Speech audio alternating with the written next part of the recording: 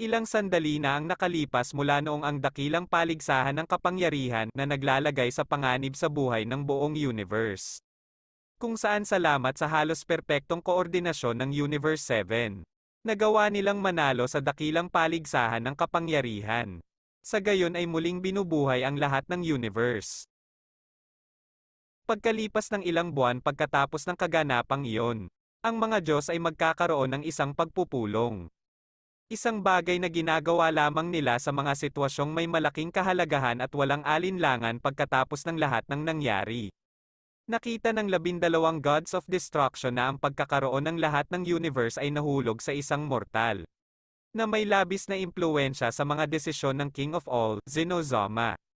Bukod sa pinaalalahanan nila si Zenozama tungkol sa paligsahan.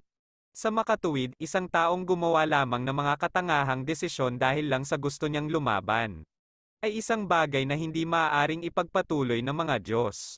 Ang isang tulad ni Goku ay lubhang mapanganib para sa lahat. Dahil anumang oras ay maaaring mangyari ang ganoon o mas malala pa. Sasabihin ni Vermouth sa iba na ang Diyos ng mga Saiyan na si Goku ay nais lamang na sumali sa paligsahan upang harapin ang mga makapangyarihang nilalang. Bago natin ipagpatuloy, maaaring kang mag-subscribe sa channel na ito upang maging updated ka sa mga susunod na bidyong ating ipalalabas. Ngunit nung makita niya ang ginawa nito, huli na para magsisi, delikado siya sa lahat. Nakita nila kung gaano ka-friendly ang mortal na ito kay Zenozama. Kahit anong katangahan o hindi ay pakikinggan siya ni Zenozama. Hoy, at anong ibig mong sabihin dyan? Vermouth, sinasabi mo bang patayin natin siya na masyadong maingay, hindi natin magagawa iyon? Kaagad na tumigil si Zenozama o Daishinkan nang maramdaman nito ang ki ni Goku. At tiyak na pupunta sila upang makita kung ano ang nangyayari. Sa tingin ko hindi natin dapat gawin yon. May naisip akong mas maganda. Kung ikulong natin siya sa isang lugar sa isang dimensyon, isang lugar na hinding-hindi siya makakalabas, siguradong magagawa natin ito. Nagulat si Beerusama sa mga salitang iyon kahit na pinahahalagahan niya si Goku, naisip niya na tama ang sinabi sa kanya ng ibang mga Diyos dahil lubos niyang naiintindihan ang panganib na may dudulot ni Goku para sa lahat ng universe. At iyon ang dahilan kung bakit sinabi niya sa kanila. Sa sandaling sinabi nila sa akin sa mundo na mayroong isang silid ng oras, naintindihan ko na ang lugar na iyon ay ibang dimensyon at mayroon lamang isang pinto na nagsisilbing portal upang dumaan mula sa isang lugar patungo sa isa pa. Tiyak na mapapasama natin siya doon at magiging isang perpektong pagkakataon para ikulong siya. Parang madali, pero magiging komplikado pa rin. Naisip ng mga Diyos na ito na isang napakatalino at mahusay na ideya kaya tinanggap ng lahat ang ideyang ito at pinagkakatiwala ng lahat ito kay Beerusama. Makalipas ang ilang oras ay umalis si Beerusama upang bisitahin ang mundo. Pumunta muna siya kay Vegeta at sinabi niya dito na may importante siyang sasabihin sa kanya. Pareho silang pumunta sa ibang lugar kung saan walang makakarinig dahil malapit lang si Piccolo at madaling marinig ito. Kaya sa sandaling silang dalawa lang, sinabi sa kanya ni Beerusama, Vegeta, dapat mong gawin kung ano ang sasabihin ko sa iyo, kailangan mo itong maunawaan. Si Goku ay isang buhay na panganib sa lahat ng mga universe. At iyon ang dahilan kung bakit kailangan nating siyang alisin. Teka Beerusama, anong pinagsasabi mo? Anong kalokohan ito? Sa tingin mo ba mapapaalis mo si Kakarot, hindi mo ba siya pinapahalagahan?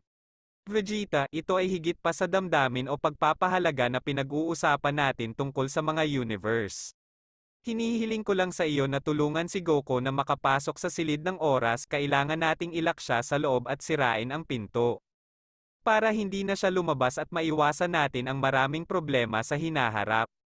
Ano bang pinagsasabi mo Beerusama? Hindi ko gagawin yun kay Kakarot. Sa kabila ng lahat ng away, kaibigan ko siya at hindi ko na kailangan gawin yun. Damn Vegeta, alam kong sasabihin mo ito kaya ikaw ang magdesisyon. Isakripisyo ang planeta o ilak si Goku sa loob. Gusto mo bang mamatay at isama ang buong pamilya mo? Hindi Beerusama, bakit mo ito ginagawa sa akin? Hindi ko magagawa iyon kay Kakarot. Ngunit obligado akong gawin ito kung hindi sisirain mo ang lahat. Bukod dito, sa tingin ko naiintindihan ko lahat at tama ka sa binanggit mo tungkol kay Kakarot. Gagawin ko ang lahat para ikulong siya sa silid na iyon. Sa sandaling iyon pupunta si Beerusama sa kanyang planeta at sasabihin ni Vegeta ang lahat kay Bulma at sa lahat, maliban kay Chi-Chi, Gohan at Goten. Ngunit wala ni isa sa kanyang mga kaibigan ang pumayag na ikulong si Goku, ngunit sa wakas ay nakumbinsi nila sila. Ito ay maaaring ang planeta ay masisira o si Goku ay kailangang ikulong.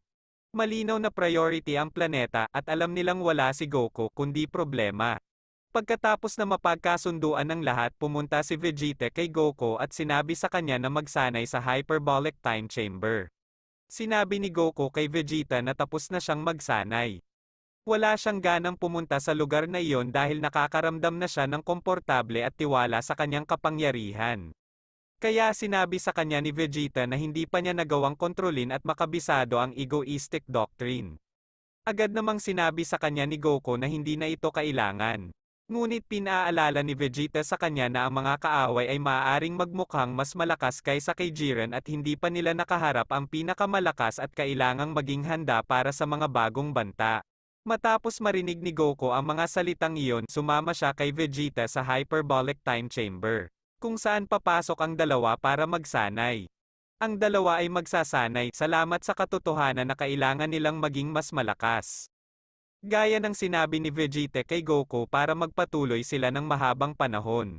Ngunit sa paglipas ng mga buwan sa loob ng silid, sinabi ni Vegeta kay Goku na lalabas siya ng ilang sandali, ngunit pagkatapos ay babalik siya. Sinabi ni Goku na maghihintay siya hanggang sa bumalik siya upang magpatuloy sa pagsasanay. Ngunit ito ay walang iba kundi isang kasinungalingan mula kay Vegeta upang tuluyang iwanan si Goku na mag-isa sa silid. Kaya umalis siya sa lugar at sa sandali ng kanyang pag-alis ay sinira niya ang pasukan ng silid ng oras sa isang sabog ng enerhiya na nagpapawala sa maliit na entrance na nag-uugnay sa kanila.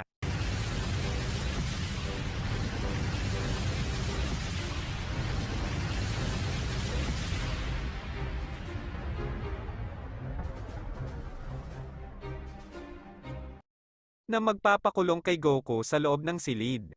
Hindi ito mapapansin ni Goku dahil malayo siya sa pasukan na nagsasanay ng mag-isa sa kanyang mga diskarte. Ngunit napansin niya na sa ilang kadahilanan ay mas tumatagal si Vegeta kaysa sa nararapat. Maiintindihan ni Goku na may hindi tama. Ngunit iniwan niya ito ng ganoon hanggang sa lumipas ang mas maraming oras at hindi pa rin bumabalik si Vegeta kaya nadagdagan ang pagkamausisa ni Goku. Kaya gusto niyang pumunta sa entrance ng silid para lumabas at hanapin si Vegeta. Ngunit sa sandaling iyon, napagtanto niya na may isang bagay na lubhang mali. Napagtanto na ang pinto ay ganap na nawasak at iyon ay naging imposible na umalis sa lugar.